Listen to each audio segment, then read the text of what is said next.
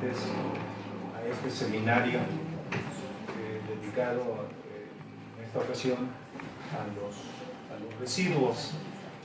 Anteriormente hubo uno sobre la economía del agua y más atrás sobre aspectos más teóricos como el desarrollo sustentable. Vamos entonces a iniciar mientras llega el resto de los compañeros y compañeras que van a estar en estas sesiones que iniciamos hoy y concluimos el próximo mañana, ¿verdad? Con un par de sesiones. Donde quiera que haya habido asentamientos humanos, incluso donde no los haya habido, la humanidad ha dejado residuos. Por eso ahora hay toda una especialidad de antropología de la basura, por ejemplo.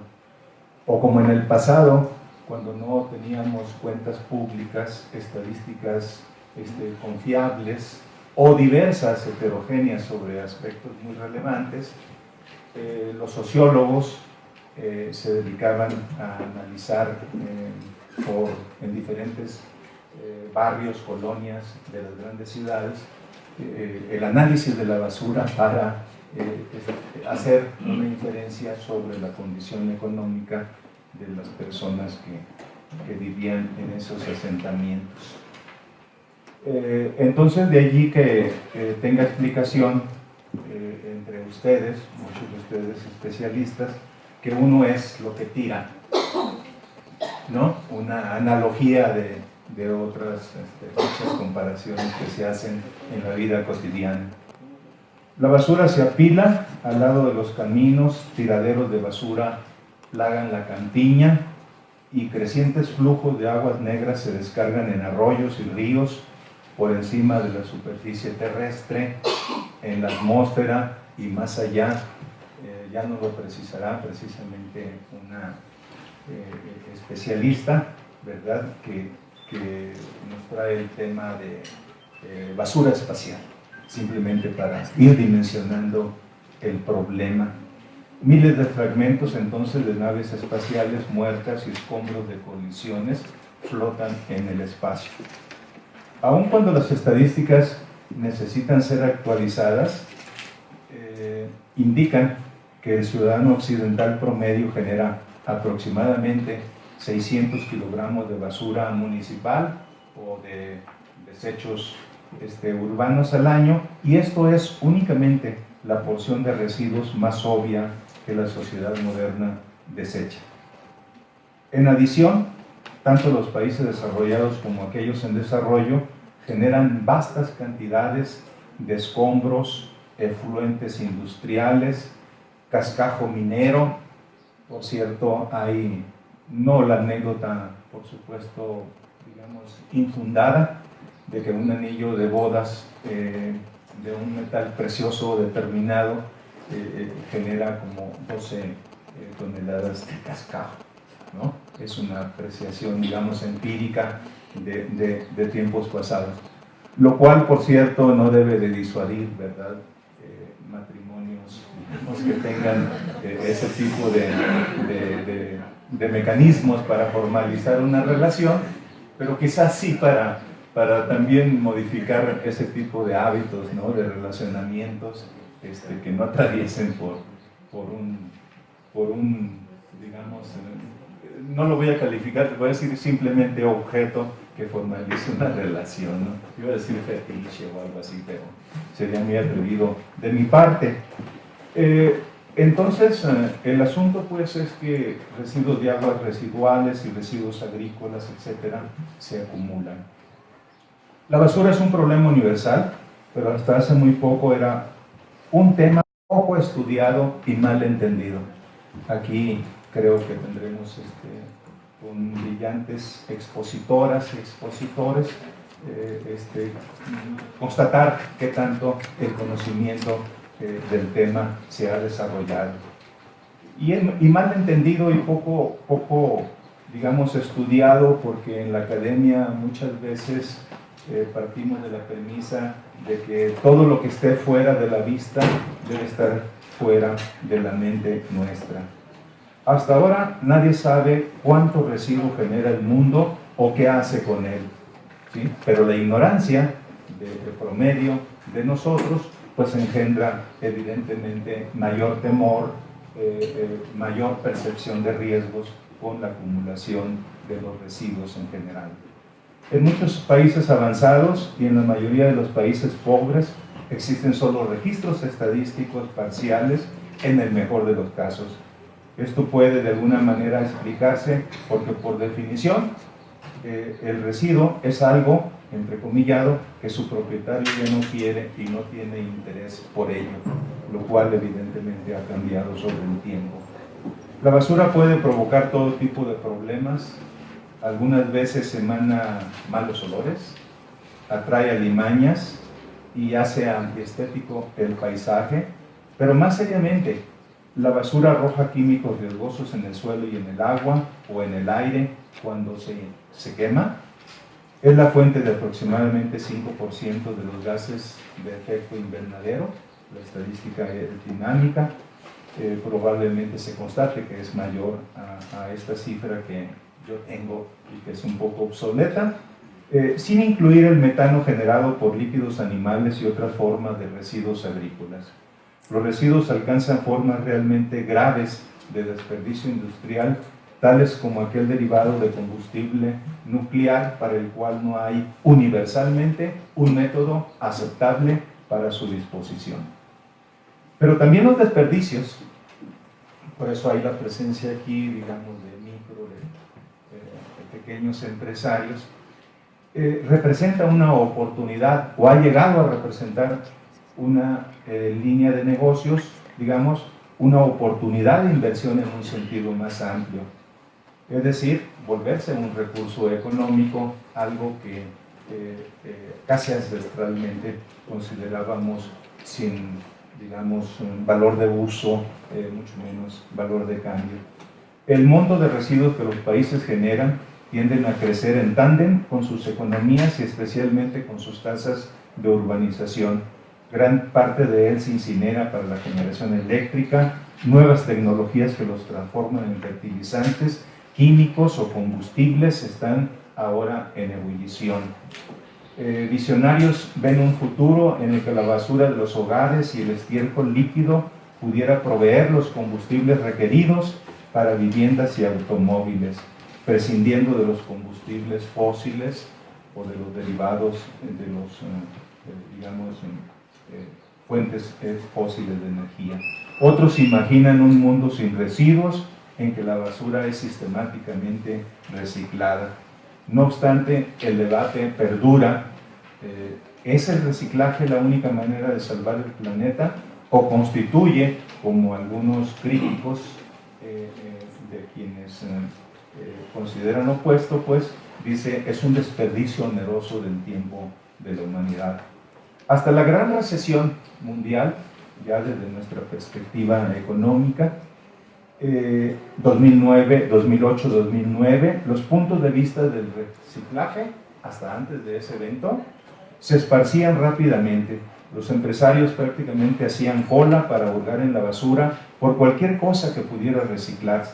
Hubo inclusive la intención de reaprovechar o de minar viejos rellenos sanitarios para extraer materiales acerados y latas de aluminio, porque como sabemos, no todo lo que se entierra se descompone. Los evangelistas, en este caso pues cómo tecnología y cómo se había esta nueva línea de negocios, arguían que aquellos residuos no susceptibles de reciclar al menos debieran ser utilizados para generar energía.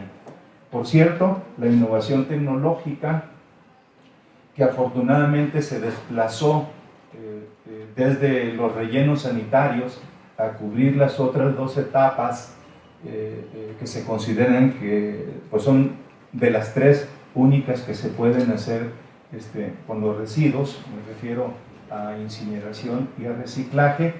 Con este digamos, movimiento de innovación tecnológica o de la tecnología, pues se han puesto, digamos, en vigor procesos como el de digestión anaeróbica, hidrólisis enzimática y termovalorización. Cosas que, por cierto, ahora, ¿verdad?, quizás por la coyuntura política en México y particularmente en la Ciudad de México, se ha vuelto, digamos, tema de debate, porque se considera, pues, que al final del día ayudan, mitigan el problema de residuos, pero generan un impacto colateral en términos ambientales. Entonces, pero de cualquier manera, pues todavía perdura, digamos, considerar a la tecnología como una deus machina, deus ex machina, ¿verdad? Es decir, un Dios bajado del cielo por algún artilugio y nos puede resolver el problema. En fin, se vaticinaba que un nuevo mundo sin desperdicios, se apreciaba que estaba muy cercano. Pero desde que los precios de papel, plásticos y combustibles cayeran en picada y después de la crisis, o inmediatamente después de la crisis, por consiguiente también los de los residuos que los sustituyen, parecen haberse frenado tales visiones. Muchas de las empresas recicladoras que veían en la basura una línea de negocio rentable, ahora mencionan en promedio que si no se les ayuda de manera con apoyos financieros, ¿verdad?, por sí mismas, por su propia operación, sus utilidades desaparecerían. Los subsidios aplicados en forma selectiva pueden ser una buena idea. Los gobiernos tienen un papel que cumplir en el negocio de la gestión de la basura, la de regulación y supervisión. Deberían ellos obligar a las personas que generan residuos a hacerse cargo de ellos e idealmente asegurar que los precios de cualquier producto refleje el costo de disposición de los residuos que se generan.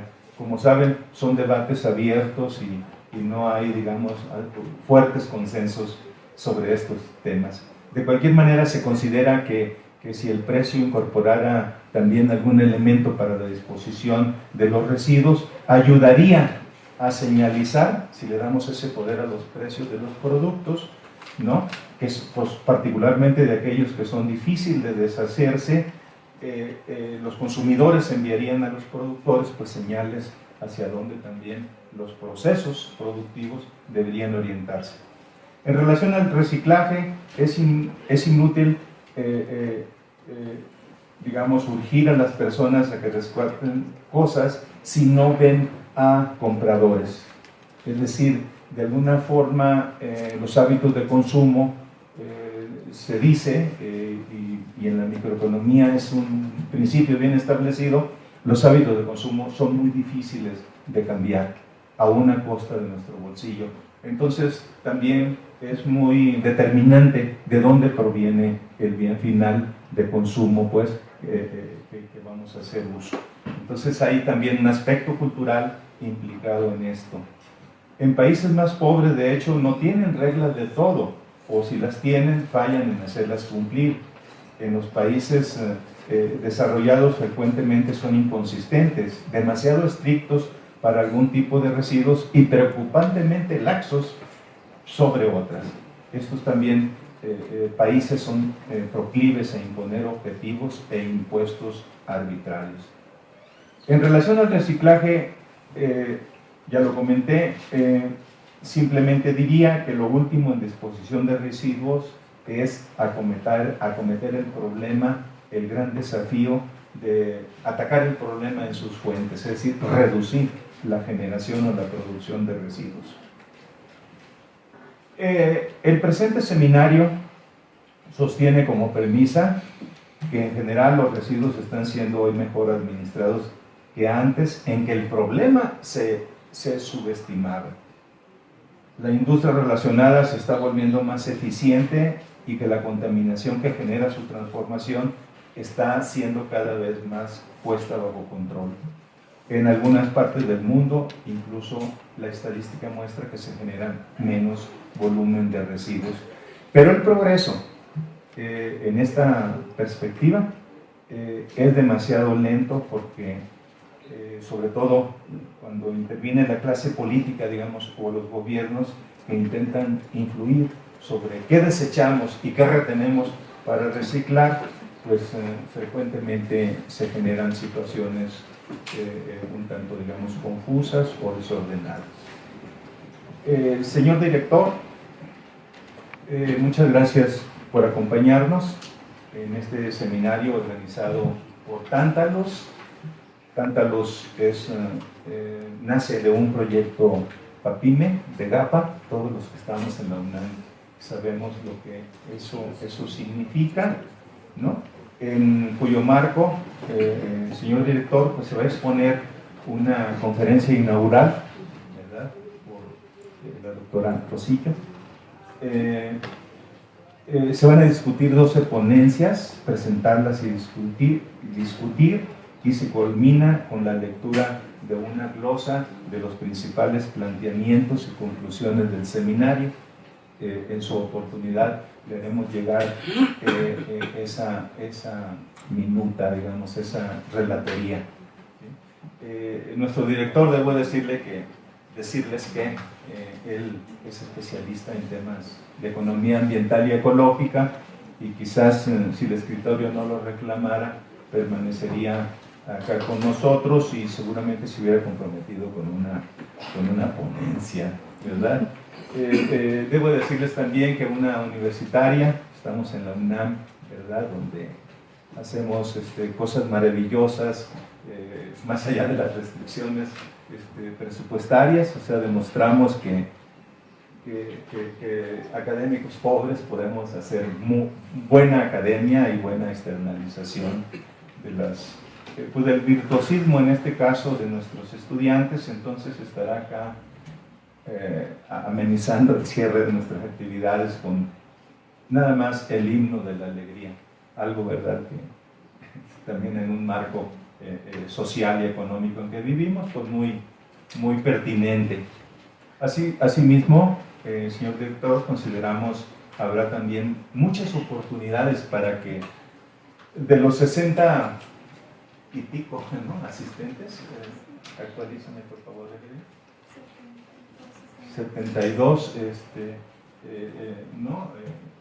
digamos, asistentes inscritos, pues no solo intercambien tarjetas de presentación, sino que también pues intercambien ideas y proyectos en torno a este apasionante línea de investigación, línea académica en que se ha vuelto pues la gestión, la disposición de los residuos. Entonces estamos precisamente en esa senda y el día de hoy iniciaremos el recorrido. Le cedo la palabra, señor director. Muchísimas gracias, muy buenos días. Muy buenos días. De verdad que agradezco muchísimo al doctor Benjamín García Páez la invitación para estar aquí presente y compartir con ustedes al menos el inicio de este importante seminario que lleva el título Economía y Gestión de los Residuos. También agradezco mucho la participación comprometida que junto con el doctor Benjamín García Páez ha tenido para la organización del mismo la doctora Margarita Perat, y por supuesto nuestra invitada, quien dará la conferencia inaugural del seminario, a la doctora Isareli Rosillo, quien seguramente nos pondrá de relieve muchísimos asuntos que se recuperarán en las mesas subsiguientes. Yo quisiera, además de cumplir mi función institucional de dar unas palabras de inauguración, detenerme un poquito más, 3 minutos más tal vez, para decir que me importa mucho que por iniciativa del doctor Benjamín García Páez y mediante los apoyos que la UNAM nos otorga a partir del programa para apoyar la innovación y el mejoramiento de la enseñanza en nuestra Facultad de Economía, el denominado así PAPIME, lo haya él decidido ocupar para primero diseñar y poner en vigor la revista Tantalus sobre economía de los recursos naturales, y también para realizar este tipo de actividades académicas que en efecto difunden el conocimiento y convocan a expertos sobre temas como el que hoy nos reúne.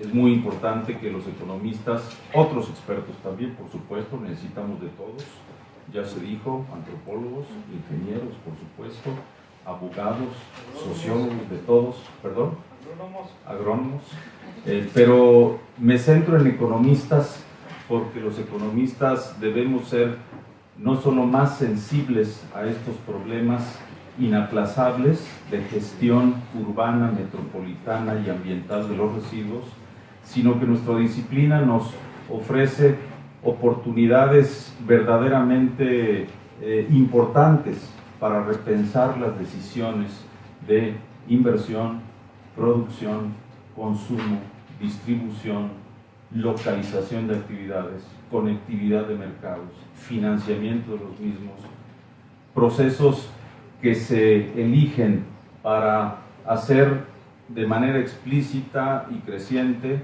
la innovación tecnológica que nos permita reducir en la fuente los residuos, pero también que promueva la recuperación de los mismos cuando ya se generaron, la reintroducción al circuito económico, la reindustrialización a partir de los mismos y, como ya lo mencionaba el doctor García Páez, que dejen de ser vistos exclusivamente como basura y se clasifiquen hasta donde se pueda para que sean insumos nuevos de procesos económicos adicionales y con menor impacto ambiental. Evidentemente, todo proceso, en general diría yo, cualquier actividad humana, pero específicamente todo proceso económico, generará impactos ambientales de diversos tipos. El de los residuos es un asunto de muchísima consideración, no solo el de las emisiones de contaminantes, sean estos gases o partículas, el de la generación sistemática de aguas residuales o servidas de diferente origen, sino específicamente el de los residuos sólidos que generamos, como ya se mencionó también, por la concentración humana, la sobredensificación urbana, y sea funcional o territorial el proceso generalizado de metropolización en el país, pues si vamos a las cifras estadísticas disponibles, es cuestión de ir a la página de INEGI y darnos cuenta que desde algún tiempo a la fecha ya venimos sistematizando la generación de residuos. Siguen siendo estimaciones, pero estimaciones cada vez con mayor rigor realizadas. Entonces, mi fuente es INEGI para esta mañana, revisando esos datos, se nos dice vía la página de INEGI que de los 2.457 municipios que hay en el país, uno puede explicar más del 50% de la generación de residuos sólidos de México en 6 o 7 entidades federativas. Y no es sorpresivo el dato, porque no es que sean solo en el territorio completo de esas 7 entidades federativas, sino que se concentra la generación de esos residuos en sus ciudades medias, grandes y regiones metropolitanas de la Ciudad de México, del Estado de México, del de Jalisco, Nuevo León, Guanajuato, Veracruz y Querétaro.